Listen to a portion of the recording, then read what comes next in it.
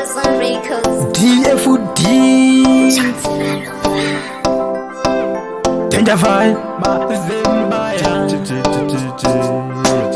Azvipere mushe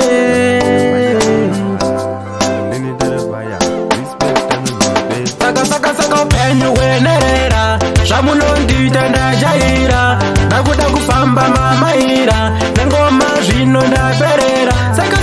upenyu hwenerera zvamunondita ndajaira nakuda kufamba mamaira nengoma zvino ndaperera ndichimuka makuseni ini ndonamata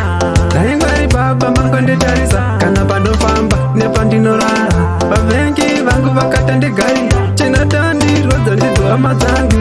dziri tekiteki naupenyu hwangu Mwari wangu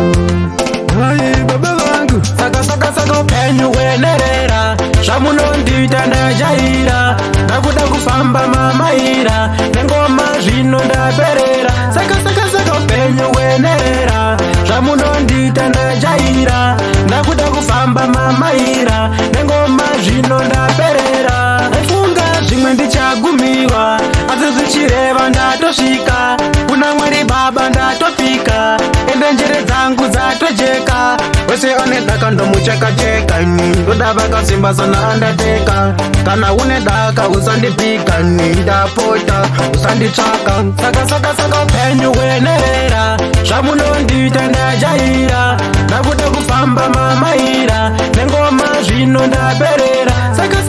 upenyu hwenerera zvamunondita ndajaira nakuda kufamba mamaira nengoma zvino ndaperera ndichimuka makuseni ini ndonamata dai Mwari Baba mangonditarisa kana pandofamba nepandinorara vavengi vangu vakatandigarira chinotandirwadza ndidzo hama dzangu dziri tekiteki naupenyu hwangu Mwari wangu hai baba vangu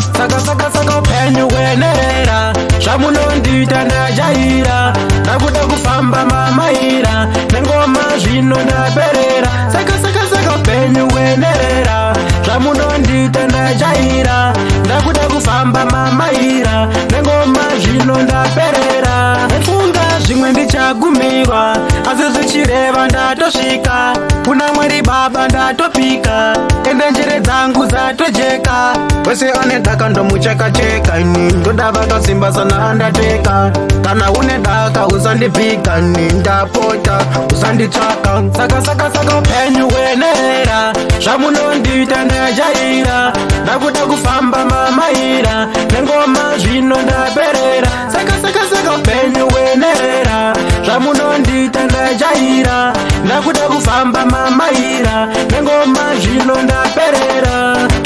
upenyu hwenerera mamaira ndajaira ini ndovamwaira You're mad.